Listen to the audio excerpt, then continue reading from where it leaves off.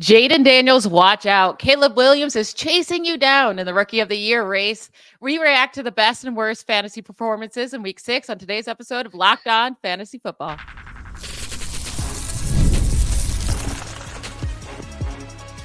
You are Locked On Fantasy, your daily NFL fantasy podcast. Part of the Locked On Podcast Network, your team every day. Welcome into the Locked On Fantasy Football Podcast. I'm one of your co-hosts, Michelle Magdziuk. When I'm not doing this, I'm a researcher and fantasy analyst with NFL Network. And I'm your other co-host, Vinnie Iyer. When I'm not doing this, I'm running about NFL fantasy and betting for sportingnews.com. This episode is brought to you by Prize Picks. Go to prizepicks.com/LockedOnNFL and use code all lowercase LockedOnNFL to win $50 instantly when you play $5. We had some really amazing performances this week in fantasy, and we're going to get through the best and the worst fantasy performances. We won't forget about those guys who disappointed us. But let's start with the most impressive performance of the week. It has to be Caleb Williams in London. His first game, international game, 4 passing touchdowns. He hits Cole Kmet twice, Keenan Allen twice. Unfortunately, they have a bye, so it's like they're so exciting right now, but they have a bye. But after the bye, they get Washington and the Cardinals back to back. I mean, Caleb Williams looks so much better than he did to start the year. Yeah, they're definitely slow playing it with him, trying to get him comfortable. And now they realized he can handle anything, throw to anyone at this point. And I said they're working the middle of the field. I didn't expect Keenan Allen to reemerge as much as he did. But again, that's what they're going to do. Throw into the red zone as much as they can and get the touchdowns that way. DeAndre Swift has been fantastic as well as an all-around player. I mean, not just rushing, but the receiving has been a big, big impact here. So they have their weapons. We thought this is the type of offense that they could have if they got all their weapons together. But getting Allen involved is important. That means somebody's going to be an odd man out. We'll talk about DJ more later. And Rome Odunze didn't see a deep ball, but that was kind of the Jaguars' plan a little bit. They were bad secondary, so they were like, let's take away all the stuff downfield. And when they did that, Caleb Williams kind of picked them apart on the shorter passes. So you just have to see what the game plan could be going forward. But Caleb Williams, this is why he was drafted number 1 overall. And Michelle said at the top of the show that this is going to be a very good offensive rookie of the year race. It's down to 2 quarterbacks. And feeling good about that with Malik Neighbors missing a couple games. It's going to be Williams versus Jane Daniels. And Michelle also did just say that they're going to play each other in a couple weeks. So exciting stuff here. The schedules have also been very favorable for these guys, and that's helping, but they are executing like we haven't seen from rookies before. Yeah, back-to-back great weeks from Caleb Williams in fantasy. He's now a very good play moving forward.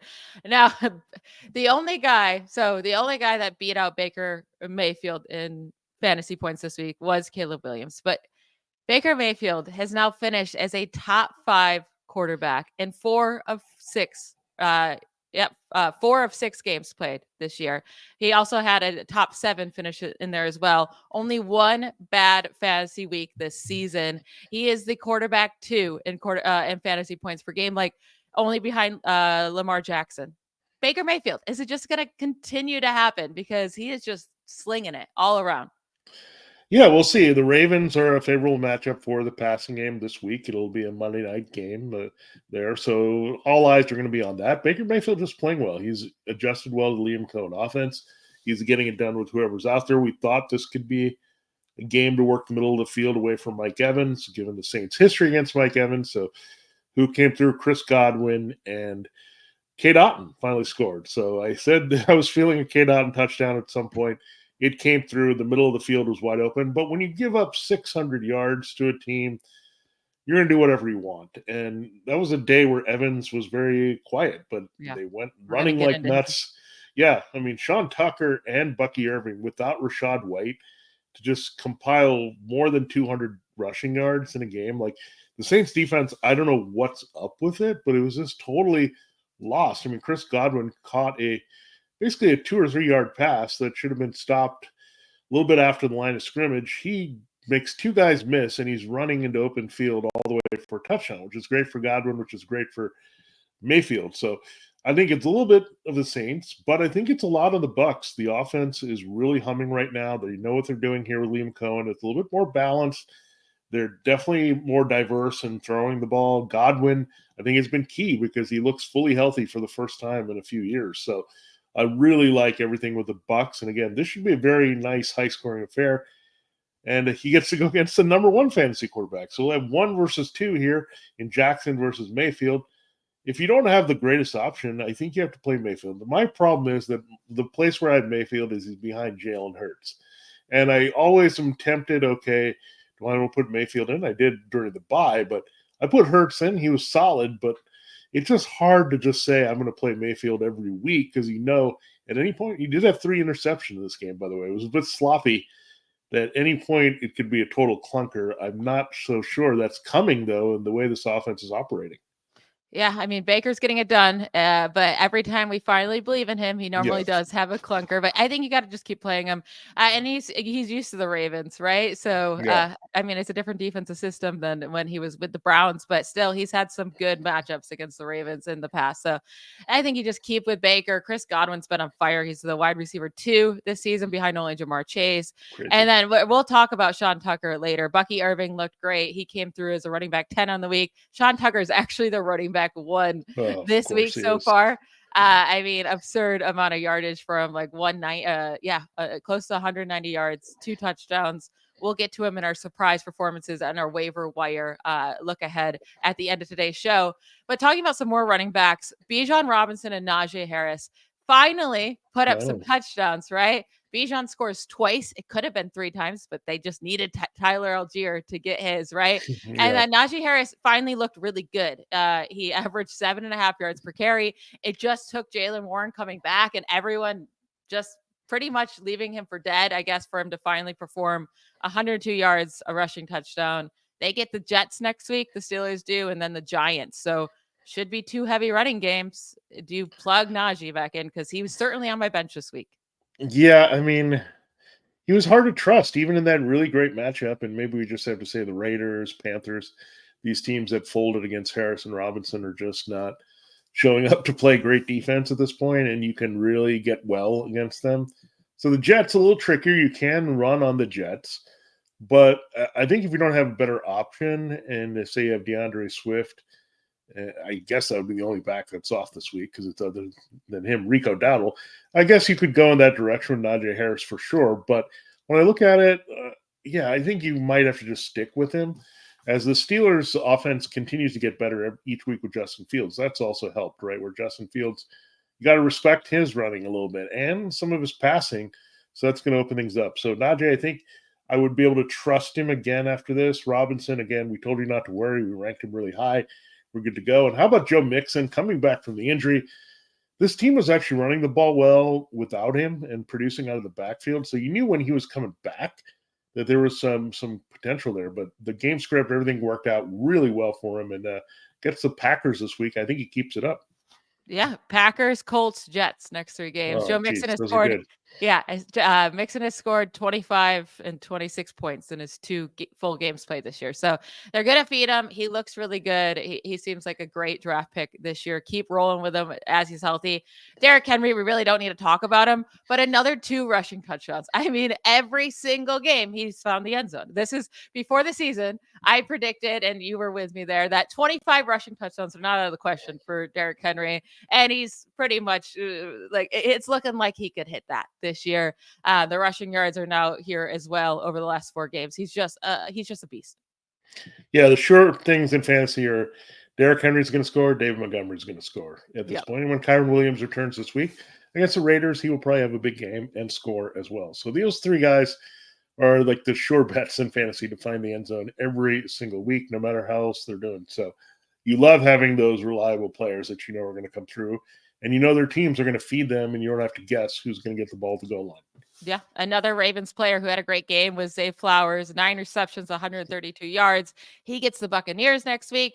Very, very nice matchup. But the last 2 weeks, 12 targets and 9 targets. As long as he gets the targets, like as long as they're passing the ball to the wide receivers, he's going to ball out. So 3 games this year, he's been really, really bad. 3 games, he's been really, really solid. I think that's just what you're going to get out of Zay Flowers, the up and down. But in a nice matchup against the Buccaneers this week, like he's a must play. Yeah, I mean, Zay Flowers, the connection is kind of reheated here. They've gone away a little bit from this free tight end bonanza. They went back to finding Mark Andrews in the end zone as well. So maybe the offense we thought we're going to see, Flowers and Andrews and Henry, right, being the primary playmakers around Lamar Jackson. So got to feel good about that. Flowers is now back every week and getting into wide receiver 2 regular play status.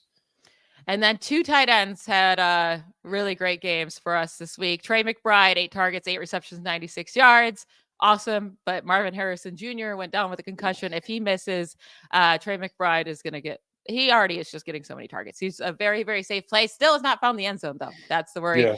Evan Ingram, another guy that never finds the end zone, but 10 targets, 10 receptions, 102 yards. He did have a fumble lost in there. But, I mean, the Jaguars' defense is so incredibly bad that – Trevor Lawrence is just going to have to throw nonstop. And Evan Ingram really looked to be his go-to guy in this game. So against the Patriots, I mean, really against any matchup, just Evan Ingram is going to get targets. I guess he's one of the safer tight ends out there. Yeah, the wide receivers seem to be a split proposition. We thought Gabe Davis was in the doghouse. He scores 2 touchdowns. We thought Brian Thomas was rolling. He was contained. We thought, oh, Christian Kirk's going to come back and do something. He didn't. And rebound that game. So it seems like Evan Ingram is still, as you've mentioned, the go-to guy really for Trevor Lawrence in this offense. And it's hard. When you're down, teams are going to play back, take away the big play. And that's what the Bears did with their defense and said, okay, you can have Evan Ingram all day, but we're going to blow you out in this game. And that's exactly what happened. So, yeah, I mean, it's sad that Ingram is still this much targeted for the sake of Trevor Lawrence, but yeah, it's going to continue here. The Jaguars, we might see a coaching change. I don't know if you'll see it this week because they still have to play another game in London, but Doug Peterson and Press Taylor can be on their way out here after one more game.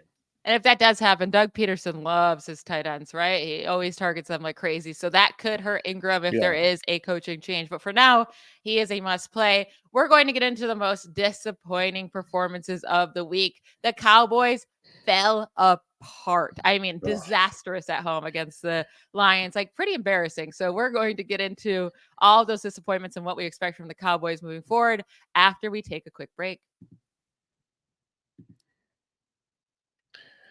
This episode, Locked On Fantasy Football, is brought to you by Hims. And guys, sometimes intimate moments happen spontaneously, and we always want to be ready so we can perform when we need to. Hims provides access to treatments that can help you last longer and get that satisfaction you need, giving you that boost of confidence so you can be ready whenever the mood strikes. Hims is changing men's healthcare by providing you with access to affordable sexual health treatments from the comfort of your couch. The process is 100% online, so there's no need for uncomfortable doctor's visit. Just answer a series of questions on their site, and a medical provider will determine the right treatment option and prescribe your medication ships directly to you in discreet packaging for free. No insurance is needed, and one low price covers everything from treatments to ongoing care. With hundreds of thousands of trusted subscribers, Hims can help you find the ED option that works for you. Start your free online visit today at hims.com/lockedon. That's Hims, Hims, hims.com/lockedon for your personalized ED treatment options. Hims.com/lockedon. The products mentioned are chewable compounded products which are not approved or verified for safety by effectiveness by the FDA. Prescriptions required online consultation with their healthcare provider who will determine if appropriate. Restrictions apply. See website for details and important safety information. Subscription required. Price varies based on product and subscription plan. History, economics, the great works of literature, the meaning of the U.S. Constitution. Did you study these things in school? Probably not. Or even if you did, maybe it's time for a refresher. Time and technology have changed a lot of things, but they have not changed basic fundamental truths about the world and our place in it. Our sponsor, Hillsdale College, is offering more than 40 free, that's right, free online courses, including these are a few courses that you can choose from. Constitution 101, the meaning and the history of the Constitution. Introduction to Free Market Economics, The Great American Story, A Land of Hope, The Rise and Fall of the Roman Republic, and a brand new documentary style course on Marxism, socialism, and communism. All of Hillsdale's courses are self-paced so that you can start whenever and tune in wherever. Plus, you can go deeper with readings, quizzes, discussions, or just enjoy the lectures. Go right to hillsdale.edu/locked-on to enroll. There's no cost and it's easy to get started. That's hillsdale.edu/locked-on to register. Hillsdale.edu/locked-on. We were excited for this game, Vinny. We were like, this is going to be a high scoring game.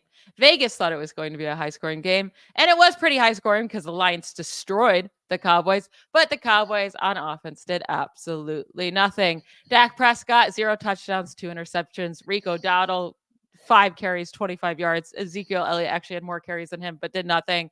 CeeDee Lamb had a fine game, 7 for 89, but on 14 targets. Should have been a huge game for him against this Lions defense. And then Jalen Tolbert was second on a team with 4 receptions, or third with 4 receptions, second with 43 receiving yards, but really disappointed. What is wrong with this Cowboys team? Like, they fell apart. I think Jerry Jones wants to know that same answer. It was his 82nd birthday. This was the worst loss they've ever had at home since he bought the team. So that's not a good way to celebrate by any means. And we're not celebrating either if you're a fantasy manager looking for more from Dak Prescott. Oh, he's a volume-based play. He's going to come through. He was not very good at all. This team just seemed to be lost. He had 2 interceptions, went touchdown-less. CeeDee Lamb was okay, but it wasn't like the game we were expecting, right? 7 catches, 89 yards, but he's your number 1 wide receiver on the board. Like, he should be doing better than that. And he had 12 targets. So clearly the connection is still a little bit off with him. Jalen Tolbert, who you liked, and all the data said, yeah, like Jalen Tolbert, 4 catches, 43 yards on 5 targets. So they just got way behind. They couldn't run the ball. It was easy to tee off on them. Unfortunately for the Lions, they lost Aiden Hutchinson in the process of having to rush the passer and crush the Cowboys the way they did. So bummer there for their defense going forward, which will help their opponents for sure, and the passing games especially. But in this game, it did not help with Dak Prescott. I don't know what's wrong. I just feel like they just lose it sometimes. These were spots, right, where you could totally trust them, that they were going to pass, they were going to come through, they're at home, garbage time, even if they lose the game, they're going to be competitive. That was not the case. So when your defense is this bad, and it's almost too bad, right, where it gets to a point where the other team is not even threatened, and then the Cowboys are not into the game, and they know they can't run the ball. So I think this is a lot of problems here. I'm not sure how much longer Mike McCarthy is going to be here, but bye week this week. Let's hope they fix something here because this is pretty awful. Yeah, thank goodness they have a bye week, and maybe that does change things for some teams, right? They're a disaster. They go into bye week and things get fixed. They get the 49ers at the 49ers after the bye week. The 49ers defense is not what it used to be. Still, though, at 49ers is not something you feel great about. That could be another game where the 49ers offense kills the Cowboys defense in the same situation. So I think as of now, CeeDee Lamb's the only guy that's playable in this offense. And Jake Ferguson, he stunk in this game, 3 receptions for 11 yards. But the tight end landscape, you can keep playing him. Those are the only 2 guys I would consider until you see more out of this offense. Now, the Buccaneers put up 51 points. And Baker Mayfield goes berserk. But Mike Evans only has 2 receptions for 34 yards in that game. It's now been 3 games for Mike Evans where he scored 5 or fewer points, and then 3 games where he scored 20 or more points. That's just the Mike Evans experience. But it is unfortunate that you had such a high scoring game and so much going on, and Mike Evans was just completely like shut out. Yeah, you just, when you see the Saints on the other side, you can just say Mike Evans is probably going to have a bad game. It's for whatever reason. Bad against the Saints. Yeah, Marshawn Lattimore, whoever else. But credit the Buccaneers for knowing this, that they were going to focus all their attention on Evans and just spread the ball around, run the ball. They were fine, throw to everyone else. And that really worked out. And I think the same thing kind of happened to DJ Moore, where he was kind of marked by the Jaguars secondary. And then, okay, we'll just throw to other people. So it was disappointing when you see those scores and you see the quarterbacks going nuts. You expect the alpha receiver, but sometimes it doesn't play it that way. So 4 catches, 20 yards for him. Again, you'll live with it. They'll have their days. And it only helps these guys going forward if the other weapons emerge. Then it's hard to mark them, hard to take them out of the game.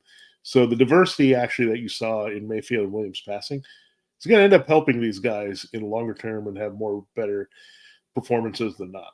Yeah, I think Mike Evans can have a big game in that Ravens game. They're going to have to put up points. So just keep plugging him in because he can win you weeks, but he is going to disappoint you a lot too. This is just what Mike Evans does. Now, Rashid Shaheed in that same game, I'm putting an asterisk here because he didn't technically disappoint because he scored a return. He returned a touchdown on a punt return, but only one reception for 11 yards on 7 targets. And that's with Chris Olave getting out of that game very early with a concussion. But 7 targets just could not connect with Spencer Rattler. Is this like, I know Shaheed scored on a touchdown returning, but that's not something you can depend on. I don't think you can play Shaheed any further until Carr's back. Yeah, Or this is pretty. unless we see like Rattler and him build a connection. But Yeah, until Carr's back, I don't feel good about him. I mean, the other problem was it was a lot of short passes and dinking and dunking where they did not have time to throw the ball downfield. You saw Rattler get sacked 4 times in this game, so he was under intense pressure. I mean, he had to rely a lot on Foster Moreau and Juwan Johnson at tight end. Bub Means, who's another 5th-round rookie, so he had to lead the team and score a touchdown. He had a little bit of Cedric Wilson in there. It was pretty ugly overall. The Saints had to lead some on this game because of special teams and defense, but man, it was hard to just watch this team and the way they were operating. And look, Rattler short week. It's the Broncos defense. I don't have a lot of confidence here. They're better against the pass and the run, so this could be an ugly game to start out. At least we'll get that game out of the week. On Thursday night. The first 2 games of the week that we have to watch. The Broncos Saints on Thursday night, and then the Patriots Jaguars in London on Sunday morning. Like, come on, NFL. Way to do this to us. Now, 2 other running backs that disappointed this week. Saquon Barkley, 18 carries. Like, he got the workload. 47 yards, only 7 receiving yards. But next 3, like, I'm not worried about him. Next 3 weeks, Giants, Bengals, Jaguars. Like, yes, please. He's going to eat up on all those. You're obviously going to plug in Saquon Barkley. But the one guy I want to talk about is Tank Bigsby, because this is actually something we have to figure out. Travis Etienne's hurt, right? He leaves the game early. It's now week to week with a hamstring is what it's being called. He did nothing in this game in London. 7 carries, 24 yards, 0 targets. I think that's the bigger issue, right?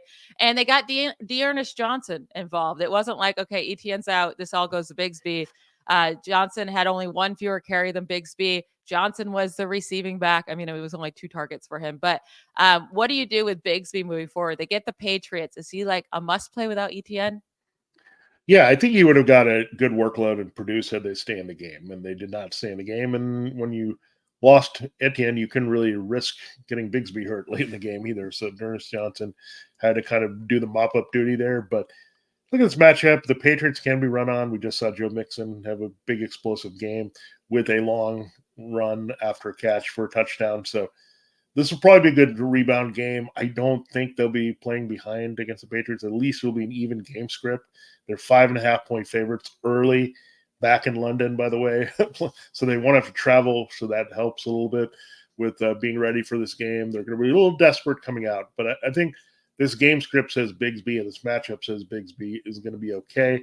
Clearly, he was being the lead guy, and the excuse I think just happened with the hamstring. Like, okay, we can phase out Travis Etienne even more out of this offense. Yeah, it's been ugly. Etienne doesn't even look like he cares. There's one point where he fumbled. It got overruled. It wasn't actually a fumble, but there's a he lot didn't of know not that. caring. Yeah. And he just did not care in the slightest. Like, he didn't even try to get the ball. He might be on the trading block for that team because he is over that team for sure. Tucker Kraft was the last guy that I wanted to bring up that disappointed. 2 receptions, 13 yards, 4 targets. He's been on fire, right, as a tight end. I think this is just what we're going to get from all tight ends. It's going to go up and down with the way they use Kraft, though, and he gets his touchdowns. I'm still going to play him. They were destroying the Cardinals secondary with their wide receivers. There really wasn't a need for Kraft. Like against Houston, they have a better secondary. I do think Kraft will be more involved. I'm not too worried about this disappointing game. Yeah, I'm a little worried only because Christian Watson and Romeo Doubs were effective in this one, right? And I think this is really what they want to do. And they haven't had all these guys in the field. Doubs had a thing that kept him out in week 5. Christian Watson hasn't been fully healthy. Jayden Reed has been fine. But this is what's going to happen. I think other than Jayden Reed, you're going to have some inconsistency. It's going to be up and down, matchup based, and figure out where you're going to attack it. The Cardinals were actually sneaky okay against the tight end. coming in. They have been bad in the past, but their matchups that you want to exploit were all with their corners. And we'll see what happens to the Texans, right? We did have Hunter Henry post a nice game against that defense this week. So that should make it more of a craft game. So it's going to be a little fickle. You just have to get used to it. If you don't have Jaden Reed, Packers receivers are going to be all over the place. Yeah, it'll be interesting. And one of the Packers wide receivers are dealing with an ankle injury that kept him out pretty much the entire second half. Don't worry, he made sure to play one snap in the second half for his prize picks. He did that to us. But we're going to get into all the injuries that occurred this week and give you a little preview of our the waiver wire and some guys you might want to be thinking about picking up this week right after we take another quick break.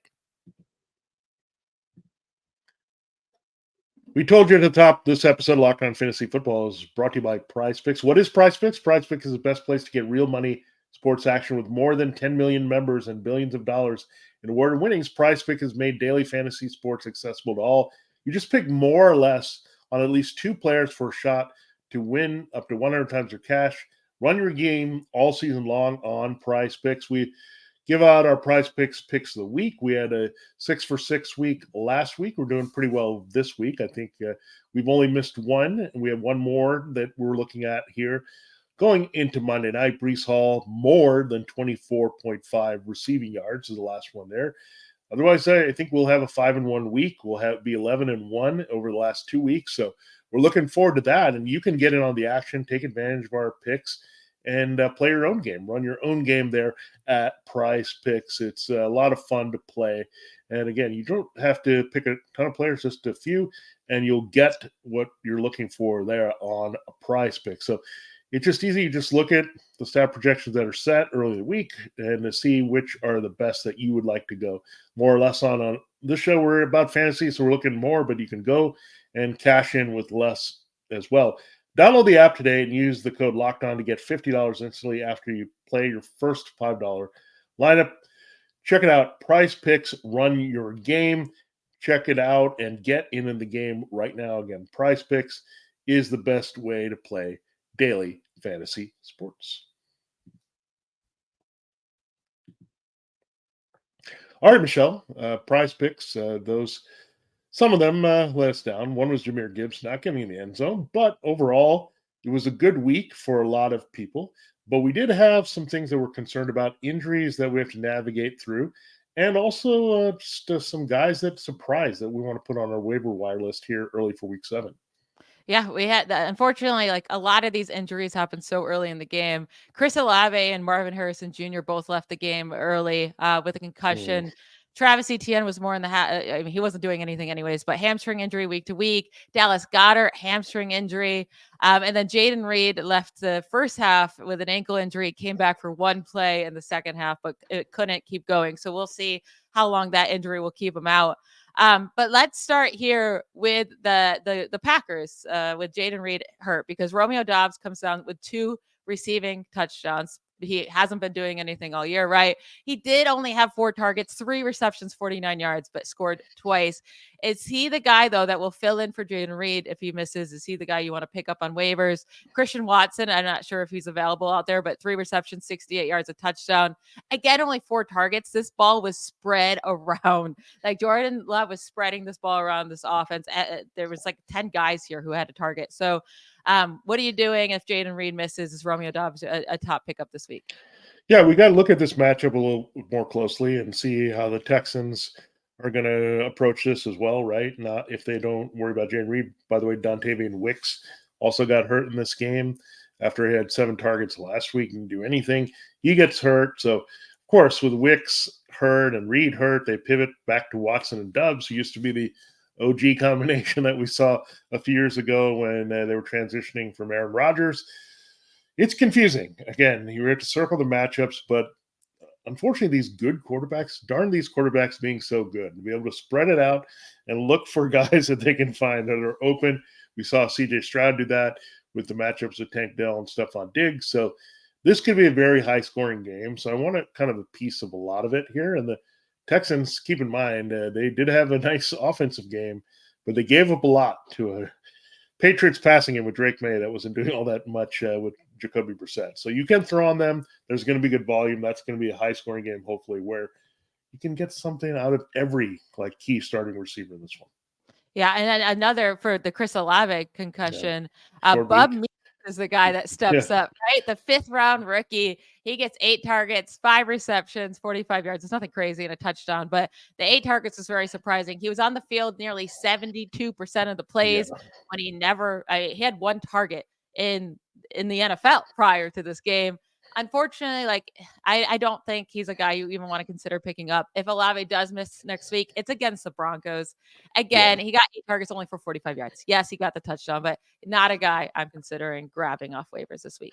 Yeah, I would definitely expect Olave to miss the game, given it's Thursday. It's a short time to clear protocol. Good news is Marvin Harrison, who also had a concussion. He put up a 0 for your teams, including one of my teams, but somehow recovered and got through it. But he is playing the late, so to speak, 8:45 p.m. Eastern Monday night game. So he has a little bit of extra time to get cleared and play this week. So you might have him, but you got to be prepared. It's a Monday night game.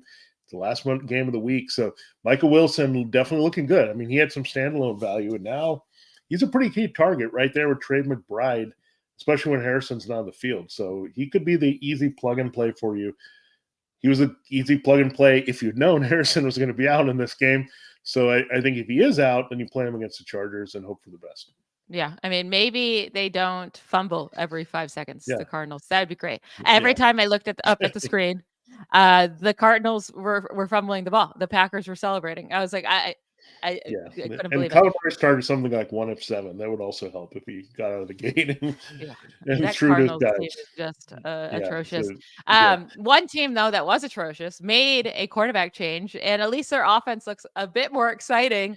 Drake Maye did it, right? He's 243 yards, 38 rushing yards, 3 passing. Yeah, he got his rushing yards like you said he would, and for your prize picks, 3 passing touchdowns. Now he did have 2 interceptions, but the Texans are a pretty stingy passing defense.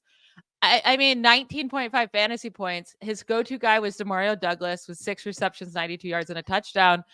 Is Demario Douglas a good pickup with Drake Maye now? Is Drake Maye a viable streaming option this week if your guy's on bye? Because they get the Jaguars, who are the worst defense ever. So Drake Maye, Demario Douglas, these are viable pickups this week.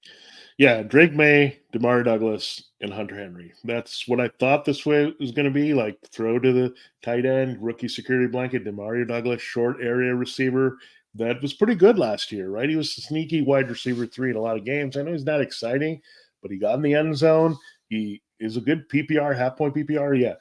These matchups are fantastic this week. We saw Cole Kmet go off. Who else went off? The little slot guy, Keenan Allen, for the Bears. So this lines up perfectly with Drake Maye streaming this week. Mac Jones is going to be on the other sideline, sad, looking at the Patriots, what could have been. Drake Maye is going to light them up this week. I love it. I mean, Drake Maye is a perfect streamer this week. If you've got the red-hot Caleb Williams, if you've got the disappointing Dak Prescott off, plug in Drake Maye, go for it. But he might be playable over a lot of, quote, veterans this week as well that you look at. So, again, you never know where these stats are going to be compiled. Even Bo Nix had a nice fantasy game this week. So do not discount these rookies anymore. We've seen what Williams and Daniels have done. This is a pretty good class so far, I would say. Yeah. And that 38 rushing yards, if he's going to continue doing that, that's a he's free. It's almost run. a free 4 points. Especially if you're in a passing touchdown league of 4 points instead of 6.